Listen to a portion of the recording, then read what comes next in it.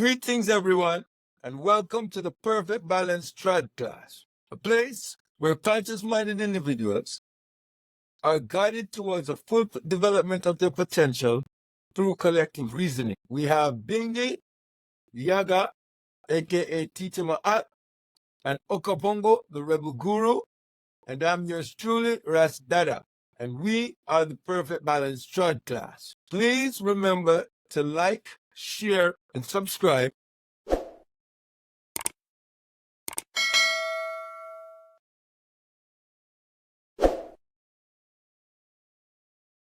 Feel free to leave a comment in the comment section so we can have a more interactive discussion as we look towards growth and development of our community. Yeah, man, we need people to join the discussion and comment in the different sections, because I am sharp, I am. Give thanks, man. And I feel like we've been having a lot of good feedback as well. People obviously having their views on what we're doing and how we're doing it. And I think that is important, but I think that is also important that we remember that we have an agenda and we have a mission, and we have to stick true to the mission. This week was a very challenging week. A lot of stuff happened, and as a result of that, I think that this week the balance view is going to be a very interesting balance view. So I'm going to turn it over now to Brother Okabongo, so as he leads us in the balance view segment. Yes, give thanks, Rasdada. So the balance view section is the section of the program where panelists discuss current affairs. So on the top of the list, Hurricane Beryl. A category for hurricane wreak havoc in the Caribbean. Damaging St. Vincent and the Grenadines, Grenada, Barbados, and Jamaica. So we want to send our condolences out and our best wishes out to our brothers and sisters from those countries who have been affected. I just want to ask the item, or your family, or everybody back home, family and friends. Well, I haven't heard from my family as yet because I believe the system is down. I was just getting a link from a version as well. As I guess once I speak with him, I'll find out exactly what's going on. But from all indications is that my section where there wasn't a lot of damage and there wasn't a lot of incidents. So I am of the impression they say no good in a situation like this. No news is good news. So I believe that means that things seem fine. You have a very good by your side? Yeah, man, for the most part, everyone is well and alive. In terms of the destruction and the damage that this causes, it's pretty minimal. Apart from the fruit trees, the apple tree, the mango tree, the banana, and those fruit trees that didn't withstand the wind. Everything else is fine. The power line is down because there's two poles that transport the electricity across the district that has been done. So that is affecting the situation. So people cannot charge their mobile phone, and also the cell site is down, so the signal is poor on the network. But there are some key people that we're in touch with, and we get the sound out and we realize that people are okay and everything is good. Was everything on your side, Bingy? Yeah, man. Well, Trinidad didn't really get a lot of damage at all because they're so far south. This rain, mostly rain. So everything's good. Yeah. And on my side, everyone, family and friends on my side is okay. But St. Elizabeth, where it's probably a group that hit really hard. So again, I wanna send out I think in the whole Caribbean, I think 11 people died. So we want to send well wishes, our condolence and well wishes to the people, and hope they can build back even stronger. But the good thing about the disaster is that it doesn't matter what is going on. Once there's this disaster, the people start rallying around each other and supporting each other in many different ways, and that is the sort of spirit that we need to see not only in a disaster, but when things are going well. And that is what the Perfect Balance Trod Class is trying to bring to the forefront, so that people can realize that, listen, we don't have to wait until there's a disaster. We don't have to wait until someone passed away before the family or the community can get together and do stuff. This is what the standard is supposed to be. This is what we should be doing on a daily basis. Come on, that I give thanks. Yes, that I give thanks. Bingy. So this hurricane, right, is the first ever hurricane of this magnitude in the Caribbean. So early in the season, and the issue arise of climate change. But some people don't believe in climate change. So what do you think about climate change? Is it a hoax or it is a actual thing that are in danger? Bingy. However, we want to label it climate change, no climate change. What we're going to look at is historical data. Historical data, as far as we've been recording, humans been recording statistics or weather patterns. We have seen how the weather patterns have changed. So we know there's definite change in the weather pattern. Now, the argument for is it because of global warming or not, that's something we could go into. I would personally say, hey, based on the increased weather patterns that I'm seeing, based on the amount of pollution through industrialization, mechanization, processing that humans have done, as far as polluting the earth or the atmosphere, I think global warming is definitely a part of what. All right, thank you. Yaga, so what you think can be done to resolve climate change or reverse the negative effects of climate change? All right. I want to take it back to my childhood when I was growing up, or to the days of my youth, or back in my days, so to speak. Yeah. We used to have some refrigerator, and those refrigerators used to give out what they call CFC. The gas that it used to give off is called CFC, and that was a danger to the ozone. And in them times, we realized that was the issue, because it is damaging and making a big hole into the ozone. Then, fast forward, we realized that there was a new technology in place to take care of that. So they don't pay those refrigerators anymore. But in those days, those refrigerators, you could dry your clothes at the back of them because it gives out so much heat. Now the refrigerators that they are building now don't have that problem. So to me, this seems like it's a business, and people are right in thinking that this is a hoax or it doesn't exist. But we have to build capacity if we're going to fix the problem, if we're going to change the problem, and build awareness around the issue. And the problem is that a lot of the developed countries, they are the ones who are pushing this agenda. And throughout time, they have developed through industrialization. And that is how they make their profit, that is how they make their money, that is how they develop their economy. So they are saying no to these countries who are trying to do the same thing, that they cannot do that, but it is restricting their development in a sense that the countries are pushing back, because the only way to develop is through industrialization. And a part of that is using fossil fuel, and fossil fuel is going nowhere no time soon. Okay, thank you, Yaga. So that lead me to my next question. Andrew Holness, the Prime Minister of Jamaica, and Ralph Gonsalves, the Prime Minister of St. Vincent and the Grenadines, came out and criticized Western countries, European countries, and the US. Said they're not doing enough to affect climate change and doing enough to for climate change. Dada, do you think that these countries should do more to because what the prime minister are saying is that the smaller countries like Jamaica and countries in Africa get the brunt and get most of the effects of climate change, and these countries don't get it. So, and you think they should pay more? What do you think about that, Dada? Well, on a simplistic level, I would agree.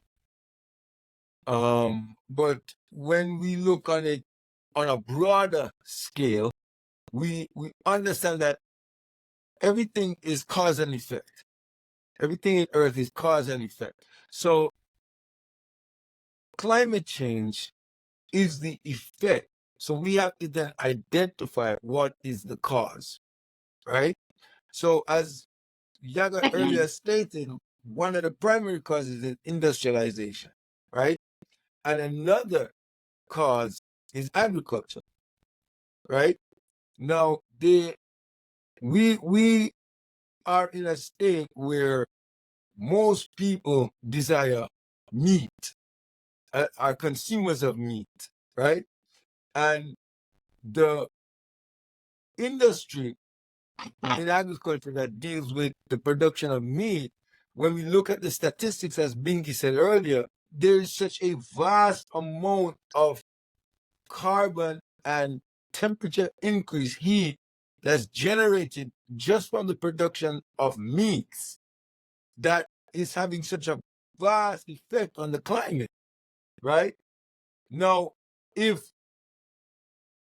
these countries that are, because it comes down to dollars and cents, these countries are not gonna be willing to just say, oh, you know what, I'm gonna risk all these profits just on climate change. So there has to be accountability. There has to be an initiative where people, these first world developed countries, are put in a position where they have to be to take responsibility for these actions and take actions toward correcting and remedying the situation. Thank you, Raf Dada. My opinion, climate change is not a hoax, and we all should learn more about climate change and do more about climate change. One thing we could do, stop eating meat, find other stop eating so much meat, find other ways for energy, solar, you know what I mean, wind. We can invest in those things as we're talking about worldwide, and move on from there. So we move on. Next topic in balance views. This one is very familiar. Our goal in to renounce is UK citizenship.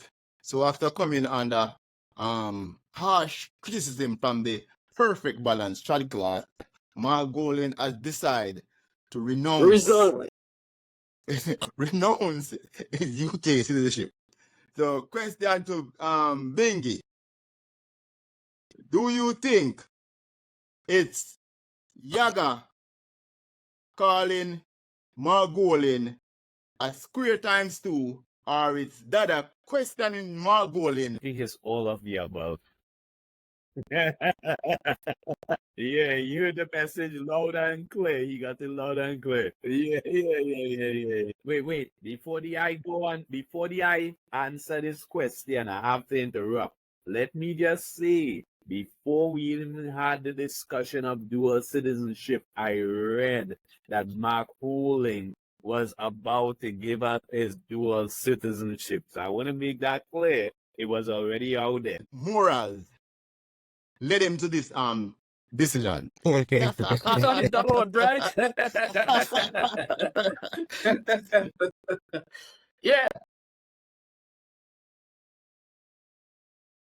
Thank you. We have to take the credit for that. We have to take the credit for that because we delve into some issues that other people didn't look at, and you know, we're really kind in addressing the issue because you cannot have a both way. You can't have your cake and eat it. Yeah, so that was my question to you, Yaga. Are we taking the credit? Are we taking the credit for for that decision, or is it, you think it's just a coincidence? Well, But the perfect balance tip the scales. we Say, got a bit is it the away. We perfect got a bit balance away or is it a to coincidence? it. You got, because what you can say, is it the perfect balance or is that coincidence?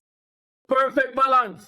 I agree with you. It's the perfect balance. I mean, I don't know if him hear it, but as Bingy always says, it's vibration, man. We talk about it. It's vibration. It get it The reached it ancestors reached to are him. working. Yes.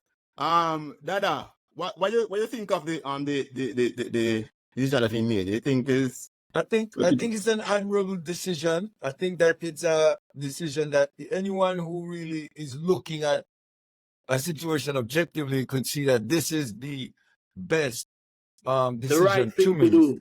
You understand what I'm saying? So I think that that's an admirable decision, and I applaud him for doing that because not many people would be willing to do something like that. So I think that that's an indication that there may be a desire for him to do the right thing.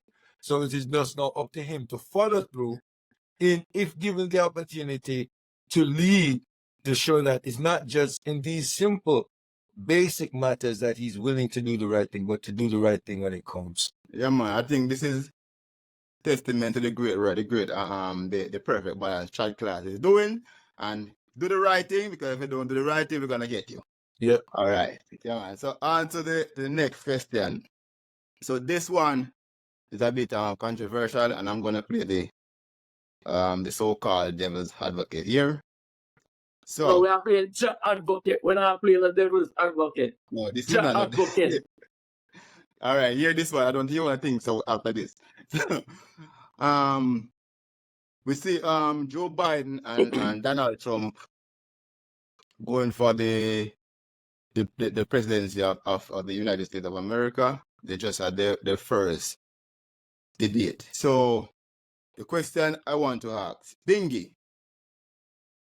which one of these candidates you think have the best interests of African people at all? None, and I'll tell you why. If we look at Donald Trump's history, being in the private sector, his relations with black people, we know even in Trump Towers, for example, one of the buildings which he owned, black people were discriminated against, right? They couldn't even rent apartments. They couldn't buy an apartment. So we know when we look at their history, and we look at Biden too, and the votes that he has made in Congress as a congressman, that really affected black people, right? So I don't think any of them are in the interests of black people, will be representing black people by no means, form, or fashion. And I tell you what, if we really think about politics and why these politicians are there, they're there to represent corporations. So if I'm looking at any American president so far, including Obama, none of them have been here in the interest of black people, including a black president. So I don't think this would change with two presidents who are not black. No. No interest. I don't think these people serve us any interest, because we still marginalize people. And in their minds, they'll always be like that. This is systematic. Unless we are not marginalized and we on an equal playing field, as His Majesty say, until the color of a man's skin or the color of his eyes I have no more significance, then that's what it is. But until then, no, there's no equality here. There's no racial justice. There's none of that. So no, I don't think any of them are in the interest of African. Yeah. Well, Bingy, what about voting for the lesser of both evils? Evil is evil. What choice is that? Evil is evil. If you recognize evil, why participate in it? If you say lesser or greater, it's no difference. Evil is evil. Evil is evil. Yeah. That is not even a choice. That is not. Yeah, that is not a choice. That's not a choice. Yes, but that's what what they always do. It's a promissory note, right? So even when you do vote as a bloc, and I'm sure a lot of communities do vote in America as bloc organizations too, right? Having a massive amount of people voting for whoever the candidate is, we've seen that even though they make these promises are never really fulfilled. And I think we look at democracy, but it's really a oligarchy. It's not a democracy. What we live in is an oligarchy. And I think that's what we have to come to terms with, the type of system that we actually live in. And when we look at the democracies that are around the world, it's this, guys. It's really oligarchy. It's only a handful of people or companies running these countries, period. That makes it an oligarchy. To be clear, what an oligarchy is, that is the definition of oligarchy. Just a few people, either you're running the country or you're running the economics in that country. That is, both of those things are true when you live in America and most industrialized nations. So live under this guy. So the whole thing, my point is, the whole thing is fallacy. So because it is fallacy, you can't have results, concrete results in a system that's based on fallacy. It's all promises that are never going to be fulfilled.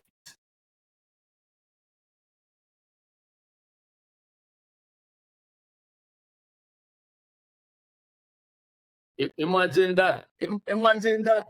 You have to make a choice between the evils. Another question. And then you feel that you have a say because you have a vote. Dada, next question. You voting? No, Why not? I've never voted, and voting is a tricky topic, right?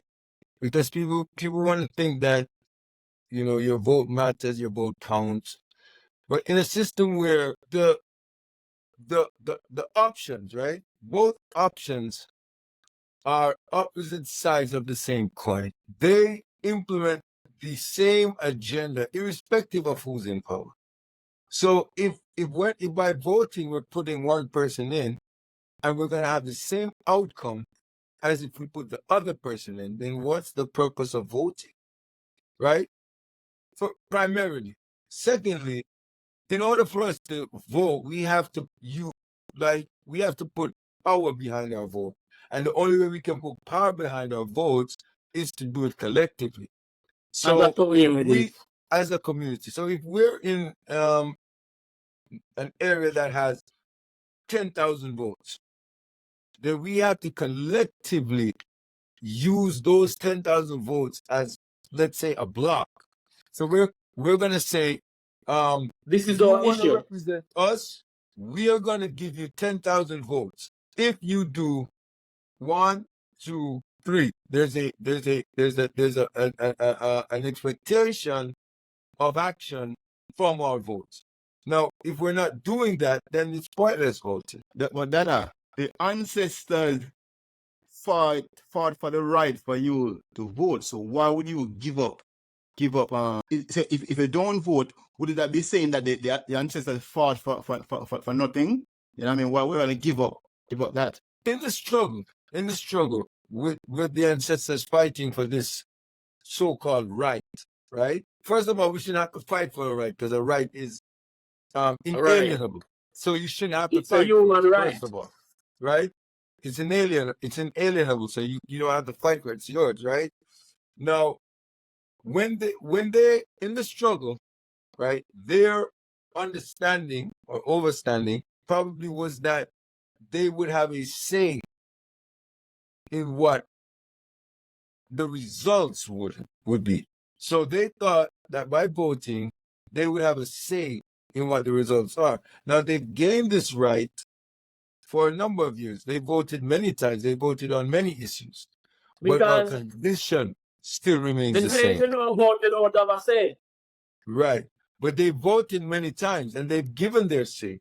But the condition hasn't changed. So then the solution isn't through voting. The solution is through organizing and centralizing, and in every aspect of our existence. So like we're saying, if we organize ourselves and centralize ourselves, even with our votes, then we can effect true change. Until we do that, if we're just going to the polls and just voting, or we're voting Democrat, or we're voting Republican, or we're voting as individuals. Yeah, we're voting left or we're voting right, it doesn't matter, because ultimately the agenda is still going to be carried through. So until we come up with an agenda of our own, right, organize ourselves behind this agenda, and then barter our votes for the accomplishment of these agendas, then change. That's what the President. lobbyists does. Young question, jump in, Yaga. Ancestor, what about the ancestor? What we want to say about that?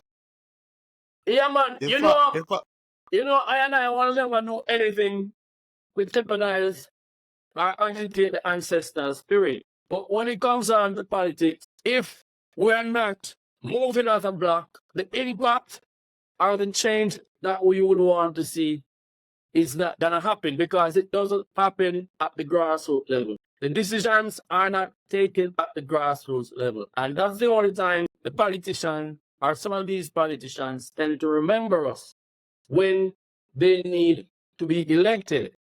No, I'm not gonna give them I vote. And no one can tell me that I don't have a say. Because I have as much say as they do. And I affect as much change as they do. Because once they are voted in, we don't hear from them again. And when we look at issues that affect us as a community, as a people, we don't see anything has been done in that regards. And if we look at the prison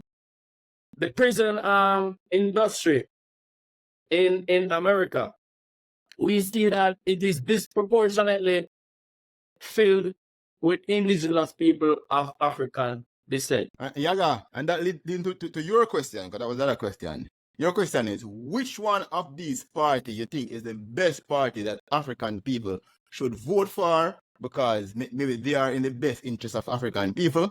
So either the Republican Party or the Democratic Party, which one do you think black people should vote for? I haven't seen that party as yet. The Democratic Party? The party that black people love so much? Yeah. You don't think so? Personally, I haven't seen the party. The Republican Party free the slaves and Democratic Party love black people so much? They love them because of what they can get from them. They don't love them because of what they're supposed to do for them to give them the freedom, the equal rights, and the justice that they need. If I can add to that question, I think that African people should vote for the party that is willing to fulfill the agendas that we demand as a collective group. So when we organize ourselves collectively and we present our agenda to these parties, whichever one can say, this is what we're willing to do this and give you these things that you demand, then that is the party we should vote for. But that's what they always do. It's a promissory note, right? So even when you do vote as a bloc, and I'm sure a lot of communities do vote in America as bloc organizations too, right? Having a massive amount of people voting for whoever the candidate is. We've seen that even though they make these promises are never really fulfilled. And I think we look at democracy, but it's really a oligarchy. It's not a democracy. What we live in is an oligarchy. And I think that's what we have to come to terms with, the type of system that we actually live in. And when we look at the democracies that are around the world, it's this, guys. It's really oligarchy.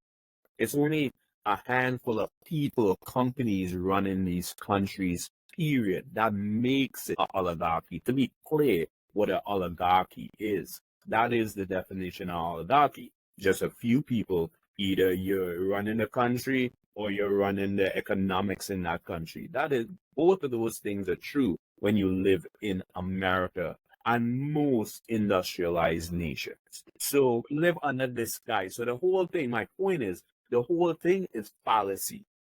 So because it is fallacy, you can't have results, concrete results in a system that's based on fallacy. It's all promises that are never going to be fulfilled.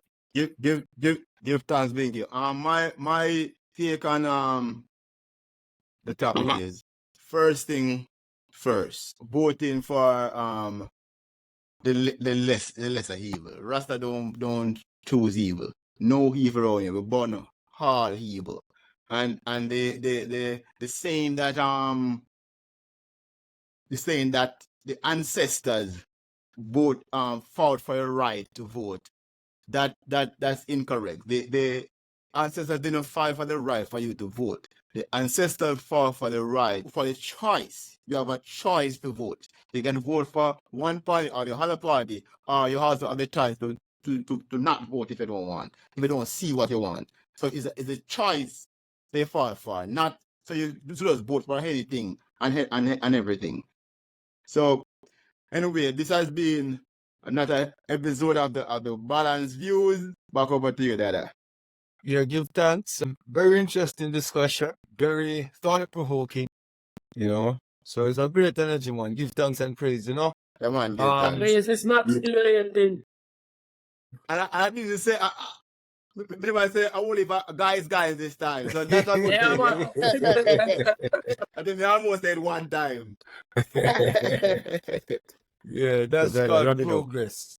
You Something know, like that. Yeah, that's called progress. we have a very exceptional individual, a very exceptional guest coming up on this episode of the show.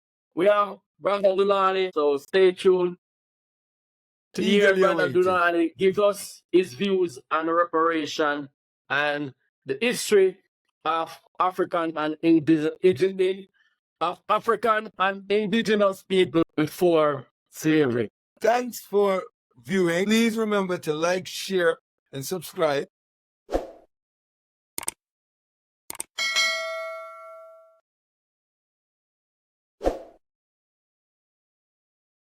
Feel free to leave a comment so we can always have an interactive discussion and we can be connected as what members of this family. This has been another Balanced Views and another Perfect Balance Trod Class. We're up. Yeah, man, give thanks. Guidance.